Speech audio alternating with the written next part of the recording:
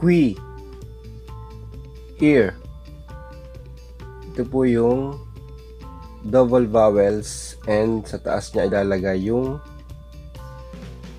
consonants na ga. Qui.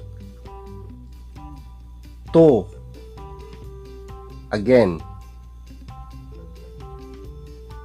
double consonants, then o. To. Three. Ibig sabihin yan ay back o rear. Ito yung double vowels, then sa taas niya ilalagay yung consonants na da. Three. Mo or what. Ito yung double vowels and sa taas niya yung consonants na ma.